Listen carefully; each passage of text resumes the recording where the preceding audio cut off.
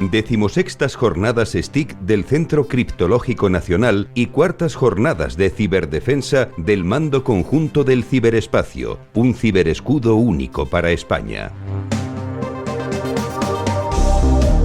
Bueno, pues algunos invitados nos han hablado que es importante en el terreno de la ciberseguridad identificar al adversario, quiénes están ahora mismo atacando, cuál es su modus operandi y sobre todo ver cómo evolucionan esas técnicas y esas estrategias.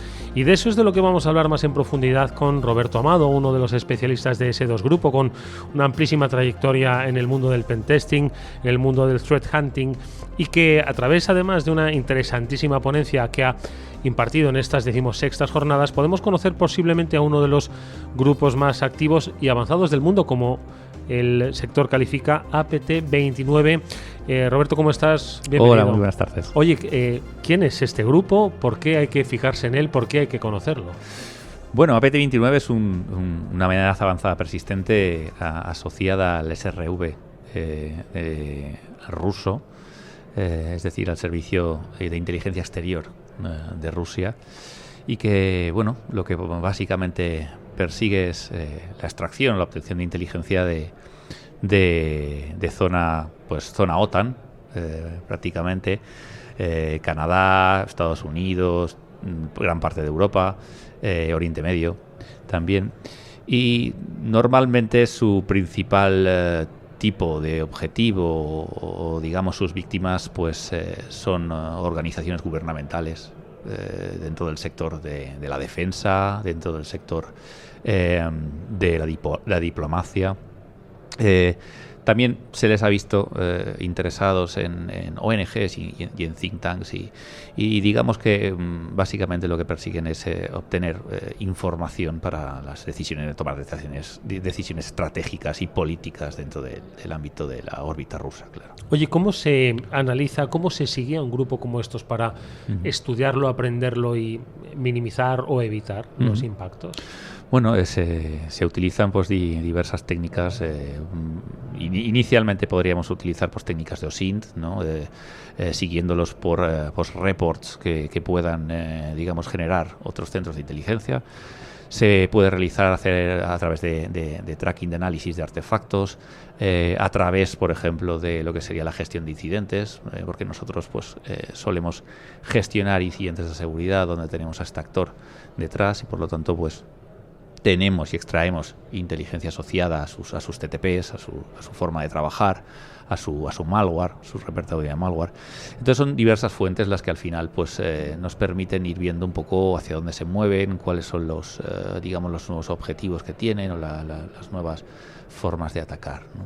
¿Y qué lectura hacéis tras ese análisis? Es decir, dices, nos encontramos en un momento en el que ha evolucionado, en el que la complejidad de sus acciones, ¿cuál es un poco esa reflexión experta que hacéis tras este análisis, esta radiografía? La reflexión es que cada vez son más avanzados, son más especializados, tienen unas herramientas que se nota la madurez de ese grupo, ¿no? Donde se están utilizando, o hacía 4 o 5 años estaban utilizando unas técnicas de ataque concretas, se ve como ese juego del gato y el ratón, ellos evolucionan para que todos nosotros, digamos, pues los entre comillas, los buenos, que diríamos de los buenos, ¿no?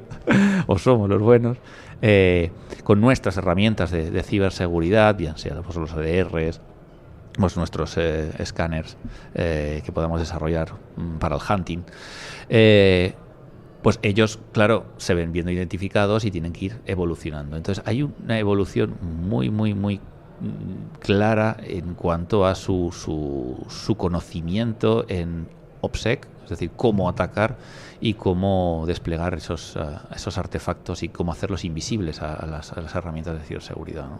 Y en ese sentido, estamos hablando de que, bueno, quizás son grupos, cuando se habla de estos agentes, ¿no? Se habla de grupos patrocinados por estados, donde el escenario, apuntabas, ¿no, Roberto? El escenario OTAN es un poco su principal objetivo, pero es decir, entiendo que no hay que circunscribirlo exclusivamente al sector público, al sector de la defensa. Al final, las empresas, lo estamos viendo en estas jornadas, todas participan de esa infraestructura, de ese ciberescudo único, y al final entiendo que hay que hacer una defensa conjunta, ¿no? Sí, totalmente de acuerdo. El ejemplo lo tenemos, por ejemplo, en los ataques que este mismo grupo realizó a farmacéuticas, tanto de Estados Unidos, Canadá y Reino Unido, cuando se estaba desarrollando la vacuna del COVID, ¿no? Es el claro más ejemplo de ataque a la propiedad intelectual del sector privado, en este caso. O sea que muchas veces pensamos que siendo nosotros sector privado, no teniendo una relación con el sector público, creemos que podemos estar un poco más al margen, ¿no?, de este tipo de amenazas, y no es cierto, ¿no? Es posible que la información que nosotros manejamos les interese. ¿Cuáles son las herramientas para protegerse de las amenazas, identificarlas, evitarlas, responderlas de una manera más o menos eficaz? La primera de ellas son las buenas prácticas en cuanto a la gestión y el gobierno de la seguridad, de la ciberseguridad, ¿no? Pues sobre todo pues tener los equipos parcheados en las últimas versiones del software, porque por ejemplo estos grupos, una de las primeras cosas que prueban es si tienes ciertas vulnerabilidades públicas y conocidas explotables en la DMZ. No van a empezar a realizar o gestar una campaña de phishing muy elaborada cuando tienes la puerta abierta, ¿no?, de casa. Entonces, en ese sentido, primero, sobre todo, parchear todo a la última versiones de software, y después las buenas prácticas de pues tener tu sistema EDR, tener controlados y centralizados tus logs en tu SIEM. Y a partir de ahí, eso son capas de cebolla que les vas poniendo y dificultades que les vas poniendo, ¿vale? Después es fundamental, y esto sí que ya es algo un poquito donde se requiere un poquito más de nivel de madurez dentro de la organización, es incorporar el ciclo de CTI, es decir, el Cyber Threat Intelligence, dentro de los procesos de hunting o de caza de estas amenazas, ¿no? Una última cuestión te quiero preguntar, Roberto. Decías el origen, ¿no?, de este grupo, de este APT29. Con acciones conocidas antes de la guerra de Ucrania, y no sé si motivaciones diferentes a raíz de estas, si habéis percibido pues que ha habido un cambio, una evolución, algo que marca un antes y un después.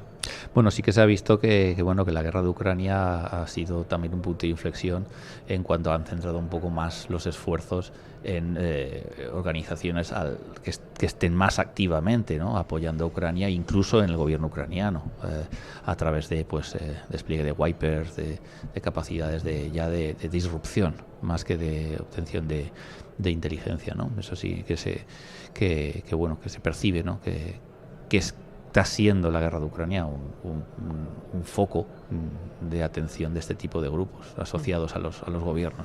Oye, es difícil combatir un grupo de estos, es decir, al final estamos viviendo una guerra no convencional, una guerra cibernética permanente, donde es muy difícil, por cuestiones de carácter legislativo, por cuestiones de carácter político, llegar a combatir del todo. Entonces, la recomendación sigue siendo... Extremadamente complicado, muy complicado, porque son organizaciones que su trabajo es persistir en el ataque. Es decir, la palabra de amenaza basada en persistencia, la P de persistente, es porque su trabajo es persistir y en atacarte a ti.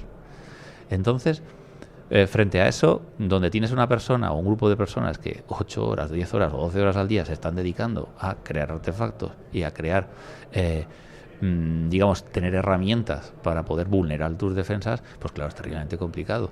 Y sus capacidades, sobre todo en OPSEC, de pasar desapercibidos, son con creces muchísimo mayores que las que pueda tener cibercrimen muchas veces.